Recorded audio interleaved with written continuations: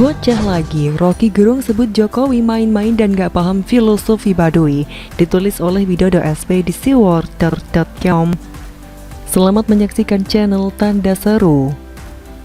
Rocky Gerung memang seperti sudah mentok pola pikirnya yang rasanya pantas disebut dungu maksimal jika merujuk pada pernyataan-pernyataan ngawurnya selama ini. Belum lama ini Rocky mengaku akun Twitternya palsu, di mana dalam cuitan itu ada komentar yang tak pantas dengan menyebut perilaku Jokowi, maaf, biadab, saat beliau mengenakan baju adat suku Baduy. Rocky menyebut dirinya nggak bermain Twitter karena hanya aktif di YouTube dan Instagram. Pengakuan yang pantas untuk diragukan, bahkan terkesan sebagai tindakan ngeles atas cuitan yang direspon netizen dengan keras itu. Namun masih dengan kaitan pakaiannya adat yang sama, lewat ucapannya saat bicara di kanal YouTube Refly Harun belum lama ini, Rocky menganggap bahwa Presiden Jokowi nggak paham dengan filosofi Baduy, seperti busana yang beliau kenakan pada 16 Agustus 2021 itu. Menurut Rocky Gerung, Presiden Jokowi justru kontras dengan filosofi Baduy seperti terbaca pada kutipan berikut ini. Pak Jokowi itu dia masih nggak ngerti, masih main-main baju adat, nggak ngerti filosofi Baduy. Saya punya banyak teman Baduy, berkali-kali masuk wilayah Baduy. Filosofi Baduy itu yang panjang jangan dipotong dan yang pendek jangan disambung. Kalau filosofi Jokowi itu perpanjang kekuasaan dan perpendek akal pikiran. Begitu kontrasnya. Herannya omongan nggak bermutu seperti itu malah dianggap lucu oleh mereka yang lantas menertawakan ucapan Rocky Gerung itu. Bukankah dari statement itu malah terkesan Rocky lah yang pendek akal dan logikanya ambiar? Siapa yang sengaja perpanjang kekuasaan sebagai Presiden Republik Indonesia? Jokowi sendirikah dengan lobby-lobby politiknya dan dukungan PDI Perjuangan? Enggak kan? Jokowi kembali jadi presiden atas kehendak rakyat yang lebih setuju jika Prabowo Sandi saat itu sebaiknya cukup jadi kontestan Pilpres 2019. Jangan sampai jadi duet pemimpin RI. Oh iya, pidato ngawur Rocky Gerung tadi dilakukan pada acara bertajuk Setahun Refleksi Koalisi Aksi Menyelamatkan Indonesia atau KAMI dan HUT RI ke-76. Sungguh tak pantas menyandingkan KAMI dengan HUT RI ke-76 karena koalisi bentukan barisan sakit hati terhadap Jokowi dan pemerintah pusat itu faktanya tak banyak melakukan hal-hal yang positif.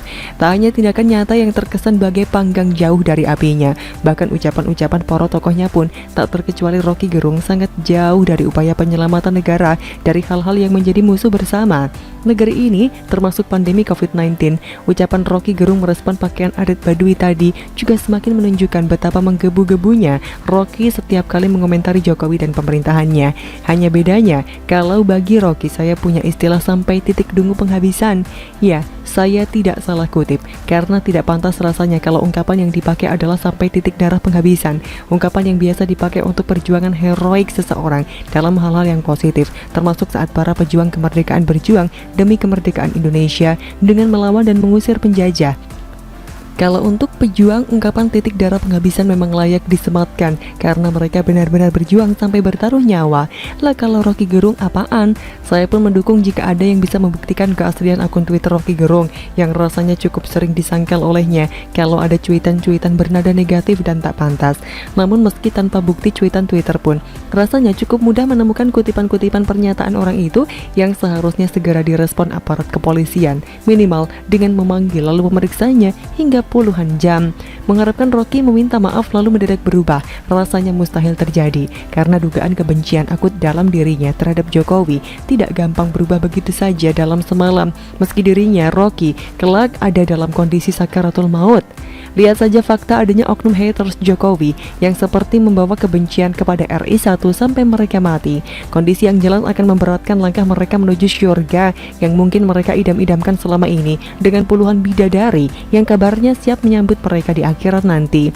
Suatu kondisi yang rasanya akan ditolak Rocky Gerung kalau ditawari apakah dia akan berangkat dalam waktu dekat, daripada kehadirannya atau ucapan-ucapannya di negeri ini lebih sering membawa masalah daripada mencerahkan masyarakat dan menyelamatkan negeri seperti yang diimpikan oleh kelompok kami yang tidak jelas itu. Begitulah kura-kura. Bagaimana menurut Anda?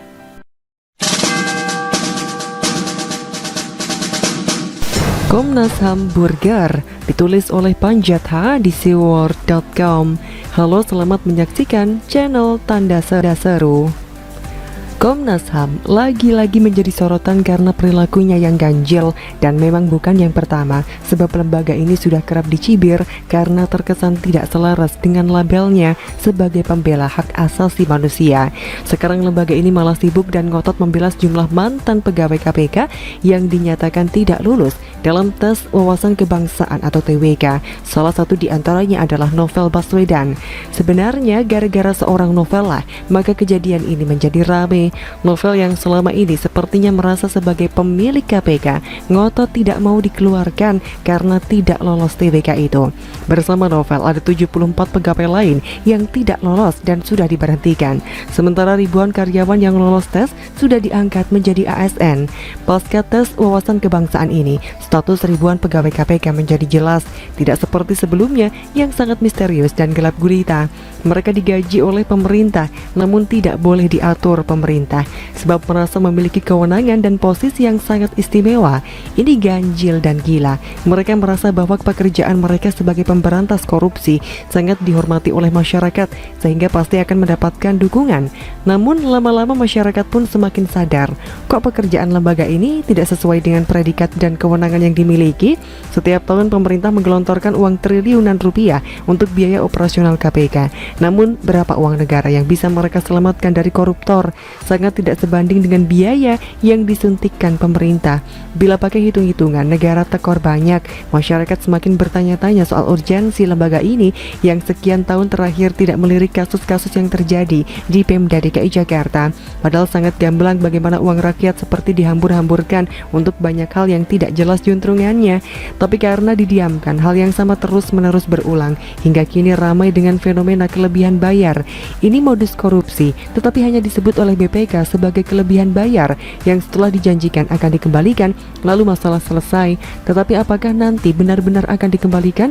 Hanya BPK dan Pemda DKI yang tahu. Masyarakat hanya ramai sebentar. Perilaku publik semacam ini sudah dihafal para oknum koruptor, maka mereka cuma senyum-senyum jika publik sedang ramai. Tunggu, tahan dulu, sebentar lagi juga akan diam, bisik mereka sambil menyeruput kopi. Setelah itu akan terdengar lagi kasus yang sama. Tidak heran sebab pelaku atau otak di balik kasus kelebihan bayar ini dibiarkan saja melenggang. Mestinya dimintai keterangan oleh pihak yang berwajib. Kalau ada unsur kesengajaan, dipecat dan dipenjarakan. Kalau memang lalai, dibina dan dimutasi sebagai wujud pembinaan. Dalam hal-hal seperti ini kita rindu KPK supaya memperlihatkan eksistensinya. Namun mungkin karena sudah terlalu lama asyik dan sibuk dengan dunia mereka sendiri, seperti tidak berminat lagi untuk menelisik hal-hal semacam ini. Di lain sisi, maka tidak heran apabila Novel Baswedan yang sudah merasa asyik dengan dunianya di KPK selama belasan tahun terus ngotot supaya dia dikembalikan ke posisinya itu. Dia tidak sadar bahwa dunia ini senantiasa berubah. Tidak ada yang terus-menerus dalam keadaan yang sama. KPK sebagai lembaga pemerintah sedang berbenah, maka tentu akan ada perubahan yang harus diterima semua pihak sebagai konsekuensi. Namun bagi Novel Baswedan dan kawan-kawan yang tidak lolos, proses alamiah ini tidak berlaku. Maka mereka tetap ngotot menolak perubahan yang terjadi. Dan inilah yang terus-menerus mereka perjuangkan, termasuk mengadu ke Komnas HAM dan lembaga lain yang mereka harapkan dapat membantu melawan kehendak alam. Komnas HAM pun tampil lucu dengan merespon Novel dengan begitu serius dan bersemangat. Bahkan lembaga ini baru merilis sejumlah poin yang menurut mereka mengindikasikan KPK telah melakukan pelanggaran HAM atas ke-75 orang pegawai KPK yang tidak lolos TWK. Lembaga pemerintah ini juga telah menjadikan dirinya bahan tertawaan dan cibiran masyarakat. Kok segitu ngotot membela ke-75 oknum pegawai yang jelas-jelas tidak layak untuk bergabung dengan KPK versi baru yang sudah memiliki aturan dan kedudukan yang jelas dan transparan.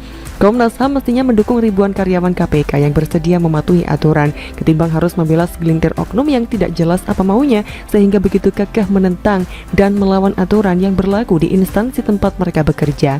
Novel Baswedan CS dan Komnas HAM mestinya berkaca pada Basuki Cahayapurnama atau Ahok yang sewaktu jadi gubernur DKI Jakarta tegas memecat wali kota karena dinilai tidak becus bekerja, atau wali kota Solo Gibran Rakabuming memecat lurah yang dinilai melanggar ketentuan.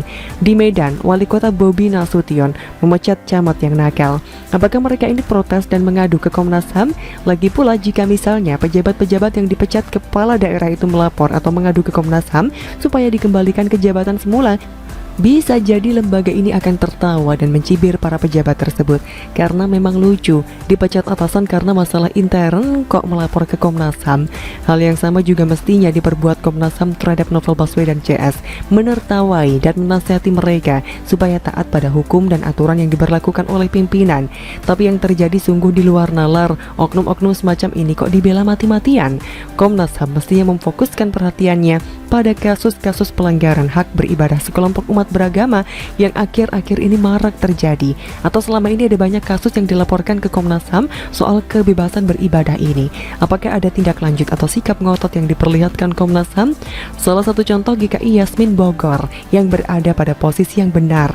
Apakah Komnas HAM ngotot supaya hak-hak warga GKI Yasmin ini dipenuhi dan mengawal agar mereka bisa mendapatkan haknya itu? Jangan salahkan warga jika sering mengusulkan agar Komnas HAM dibubarkan saja, sebab memang tidak jelas apa manfaatnya dalam konteks membela hak asasi masyarakat luas. Kini terkesan hanya ngotot membela hak asasi Novel Baswedan, atau dengan kata lain, apabila bukan karena faktor Novel, peduli apa mereka atas nasib pegawai lain yang tidak lolos itu? Bagaimana menurut Anda?